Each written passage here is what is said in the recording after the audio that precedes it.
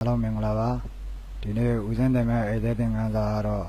အောင်စင်းထဲမှာအမှန်အများဆုံးနဲ့အမှန်အနည်းဆုံးကိုတွက်တဲ့သင်ခန်းစာပါ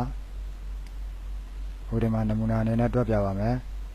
အရင်ဆုံးအမှန်အများဆုံးကိုတွက်ပါမယ်သူ့အတွက် formula equal sign max opening bracket သူ့အတွက်မှာတော့ B1 ကနေ B5 တွေတွက်မှာပါဒါကြောင့်မလို့ B1 colon B5 ပြီးရင် closing bracket ပြီးရင် under နှိပ်ပါမယ်အများဆုံးအမှတ်ကတော့65မှတ်ပါခုဒီမှာအနည်းဆုံးအမှတ်ကိုတွက်ပါမယ်ဒါကြောင့်မလို့ formula equal sign min opening bracket